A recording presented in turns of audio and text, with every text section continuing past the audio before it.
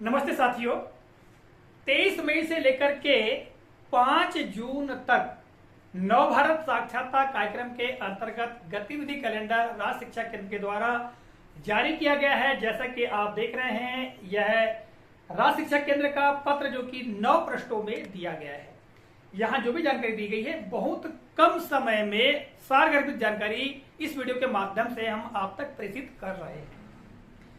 साथियों, जो गतिविधि कैलेंडर है और जो सहभागिता सुनिश्चित करना है, उसमें अक्षर साथी से लेकर के राज्य स्तर के अधिकारियों को सहभागिता सुनिश्चित करना है। इसके बारे में बताया गया है और इस वीडियो के माध्यम से हम बताने का प्रयास भी करेंगे। इस पत्र में जो जानकारी दी गई है, मुख्य जानकारियों को हम बता रहे हैं। आपको ज्ञात है कि 2022 से लेकर के 2027 तक नव भारत साक्षरता कार्यक्रम चलाया जाना है। ठीक है, जो गतिविधियां संचालित होनी है। और पत्र में एक महत्वपूर्ण बात कही गई है, जैसा कि आपको ज्ञात है कि 19 मार्च को नव साक्षरों की परीक्षा आयोजित हुई थी। और हम पूरे भारत की हम बात करें तो जितने भी राज्य हैं, उन समस्त राज्यों में सर्वाधिक नव साक्षर हमारे मध्य प्रदेश से परीक्षा में सम्मिलित हुए थे, जिनकी संख्या 9,25,000 थी, जो कि पत्र में बताई गई है।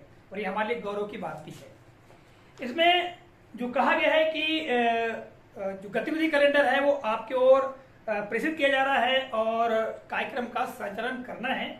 तो क्या जानकारी दी गई है, आइए जानते हैं।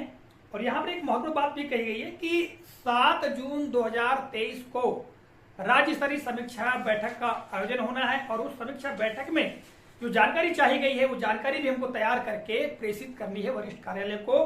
तो जैसा कि आप यहाँ पर देख रहे हैं, नव भारत साक्षरता कार्यक्रम अंतर्गत दिनांक 7 जून 2023 को आयोजित राज्य स्तरीय समीक्षा बैठक हेतु एजेंडा।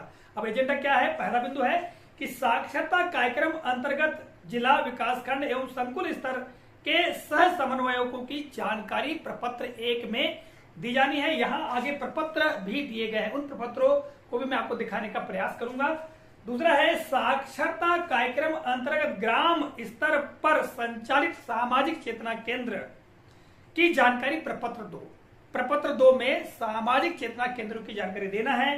तीसरा है साक्षरता कार्यक्रम अंतर्गत 19 मार्च 2023 की मूल्यांकन परीक्षा में ऐसे केंद्रों की जानकारी जहां असाक्षर परीक्षा में सम्मिलित नहीं हुए, उनकी जानकारी देना है प्रपत्र 3 में।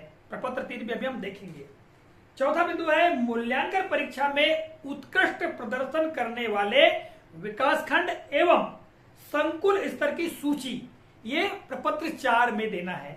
पांचवा है मूल्यांकन परीक्षा में उत्कृष्ट कार्य करने वाले जिले स्तर पर टॉप 10 अक्षर साथियों की सूची, यानी जिला स्तर पर 10 अक्षर साथियों की सूची दी जानी है। तो ये प्रपत्र 5 में दिया जाना है। तो जैसा कि अभी मैंने आपको प्रपत्रों के बारे में बताया, प्रपत्र 1 यहाँ पर दिया गया है, आप देख पा रहे होंगे। ठीक है, ये प्रपत्र 1 है। साक्षरता कार्यक्रम अंतर्गत जिला, विकास खंड एवं संकुल स्तर के सह समन्वयकों की जानकारी इस प्रपत्र में देंगे, जिसमें 6 बिंदु हैं। प्रपत्र 2 साक्षरता कार्यक्रम अंतर्गत ग्राम स्तर पर संचालित सामाजिक चेतना केंद्रों की जानकारी, जिसमें 7 बिंदु हैं। प्रपत्र 3 में साक्षरता कार्यक्रम अंतर्गत 19 मार्च 2023 की मूल्यांकन परीक्षा में ऐसे केंद्रों की जानकारी जहां असाक्षर परीक्षा में सम्मिलित नहीं हुए, इसमें 6 बिंदु दिए गए हैं।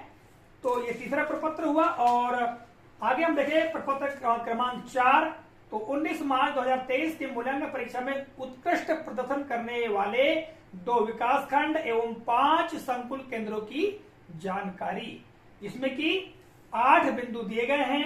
5वां प्रपत्र है 19 मार्च 2023 के मूल्यांकन परीक्षा में उत्कृष्ट कार्य करने वाले जिले स्तर पर टॉप 10 अक्षर साथियों की सूची, जिन्होंने बहुत ही अच्छा कार्य किया है, ऐसे 10 अक्षर साथियों की सूची भी दी जानी है, जिसमें कि 10 बिंदु हैं।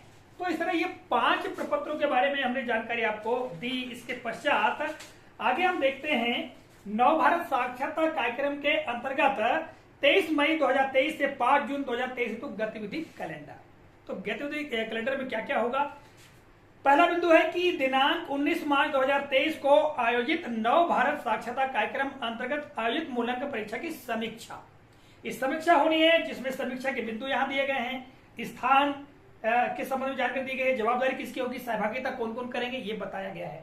तो 19 मार्च 2023 में आयोजित नवभारत साक्षरता कार्यक्रम के अंतर्गत जो परीक्षा हुई, जो मूल्यांकन हुआ था, उसकी समीक्षा के लिए बिंदु है कि लक्ष्य के विरुद्ध जिला विकास एवं संकुलवार नव साक्षरों की सहभागिता की समीक्षा करना है। दूसरा है परीक्षा में सम्मिलित नव साक्षरों की वर्गवार विवरण पर समीक्षा करना है। फिर परीक्षा परिणाम की समीक्षा करना है।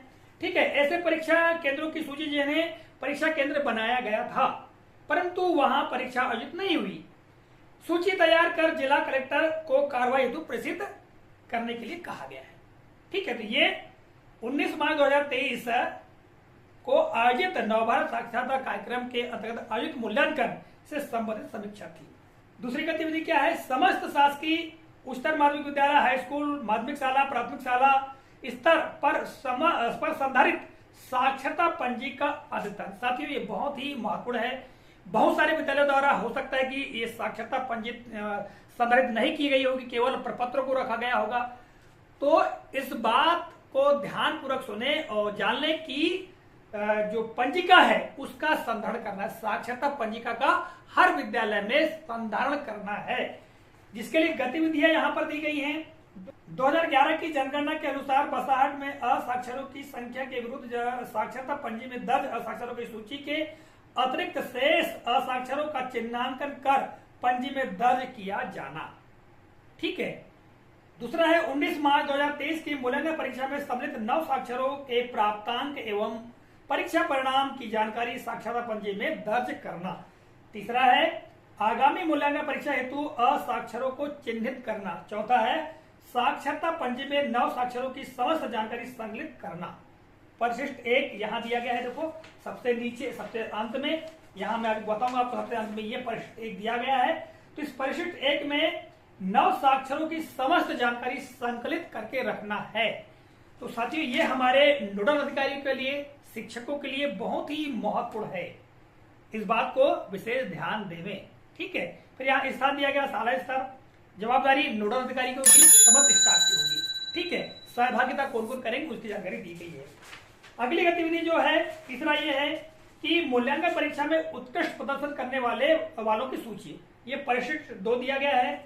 इसमें गतिविधियां दी गई हैं।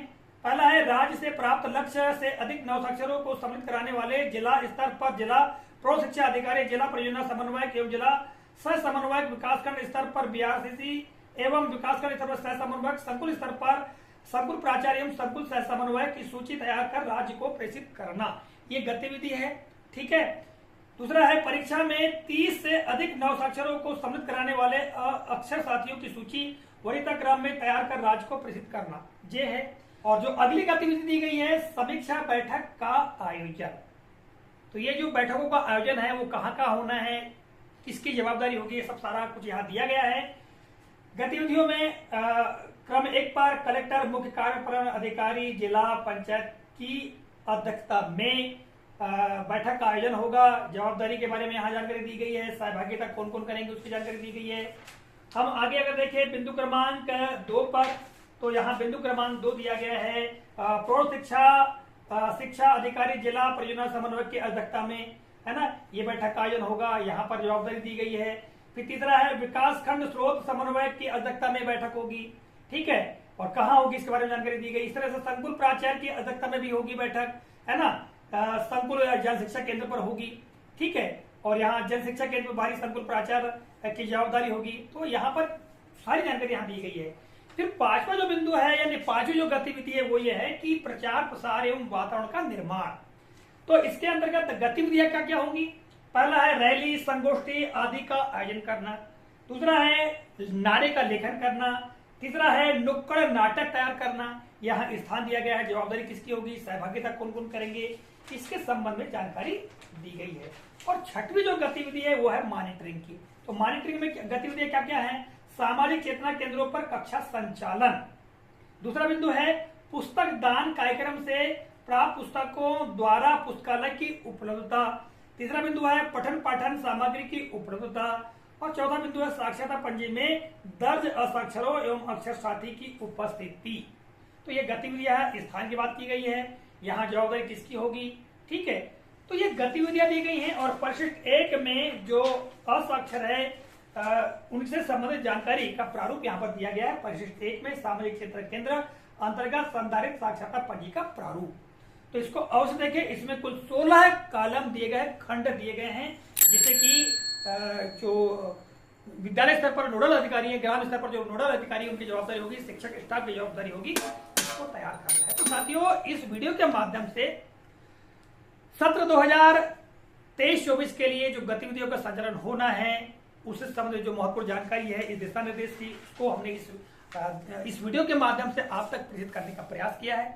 आशा करते हैं जानकारी उपयोगी लगी होगी। तो मिलेंगे अगले कालखंड में, तब तक के लिए जय हिंद।